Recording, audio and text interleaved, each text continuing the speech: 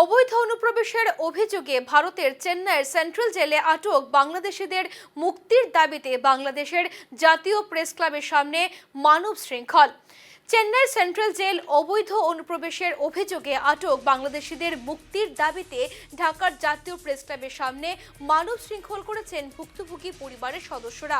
মঙ্গলবার বেলা 12:30 জাতীয় প্রেস ক্লাবের সামনে এই মানব শৃঙ্খল কর্মসূচি পালন করা হয়। মানব শৃঙ্খলে অংশগ্রহণকারীরা অভিযোগ করেন, কাজের সন্ধানে বা বিভিন্ন কারণে ভারতে গিয়ে অনেক বাংলাদেশি নাগরিক অবৈধ অনুপ্রবেশের অভিযোগে গ্রেফতার হয়ে দীর্ঘদিন ধরে কারাবন্দী রয়েছেন। তাদের অনেকেরই শাস্তি শেষ হলেও এখনও দেশে ফিরতে পারছেন না বলে দাবি করেন স্বজনরা।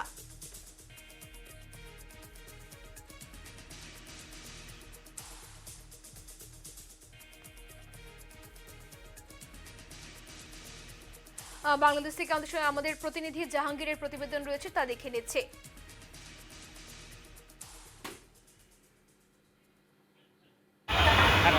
আমি এখন দাঁড়িয়ে আছি বাংলাদেশের রাজধানী ঢাকার জাতীয় প্রেস ক্লাবের সামনে।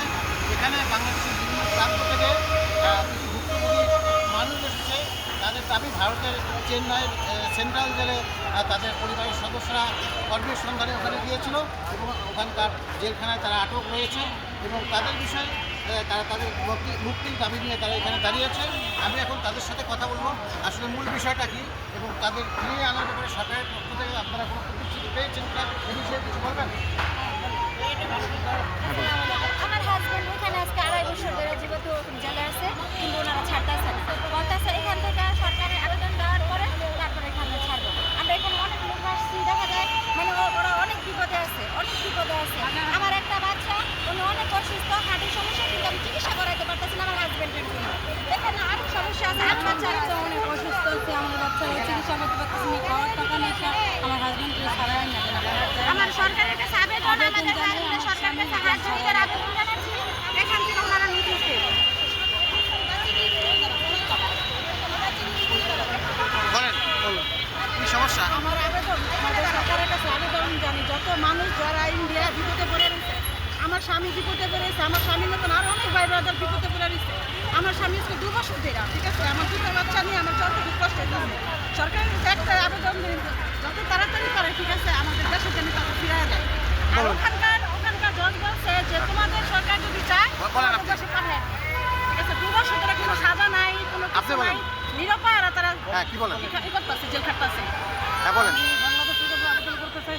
ছবিটা নিচে না মানে বাংলাদেশের যত নাগরিক ইন্ডিয়ার জেলের মধ্যে আটকা পড়ে আছে, আমরা তাদের মুক্তি চাই। বলেন আপনার দাবি কি? আমার দাবি, আমার ভাই এবং আমার ভাইয়ের সাথে যারা এই বাংলাদেশের বাঙালি ভারতে আটকা পড়ে আছে কোনো ঢোকাবাজের দ্বারায়, যেন সবাই বের হয়ে আসে। এটাই আমাদের বাংলাদেশ সরকারের কাছে দাবি, যেন সবাই সই সালামতে এখানে বাংলাদেশে চলে আসতে পারে। আমাদের একটাই দাবি, যেন বাংলাদেশে সকলের লোক চলে আসে। ইনি আপনার কি হয়? আমার বাবা, আপনার বাবা কতদিন যাবৎ ভারতের জেলে আটক আছে? প্রায় 1 বছর 3 মাস। 1 বছর 3 মাস যাবৎ। কি কারণে আটক করেছে ওখানে? এই তো শ্রমিক, ওইখানে ওনারা গার্মেন্টসে কাজ করে অবৈধভাবে গেল, এইটাই অবৈধ অনুপ্রবেশের অভিযোগে তাদের আটক করা হয়েছে। দালালের মাধ্যমে আর কি গেছে। ও দালালের মাধ্যমে। দালালের তো মাধ্যমে। আপনারা এখন বাংলাদেশ সরকারের হস্তে কামনা করতেছেন জি, জি, যে তাদের ফেরত আনার আপনার কিছু আছে? আপনার কি আটক আছে? এটা আমার মায়ের জামাই, হ্যাঁ, আজকে 8 মাস ধরে। আপনার মেয়ে জামাই 8 মাস যাবৎ ভারতের চেন্নাই সেন্ট্রাল জেলে আটক আছে। জি জি, হ্যাঁ, তাদের ফেরত ওনারা গার্মেন্টস করতো, লয়ে গেছে, দালালে লয়ে গেছে, সে গার্মেন্টস করবো। 8 মাস ধরে মনে হন যে হারানি দ্বারাই ধরা দিল। বেশিরভাগ মানুষ হ্যাঁ, গার্মেন্টসে এই ভাইনে মনে করুন যে আজকে 8 মাস যাবত এই অবস্থায় আছে। আর এই লোকগুলো নেওয়া হয়েছে গার্মেন্টসের থেকে, গার্মেন্টসের থেকে দালালের মাধ্যমে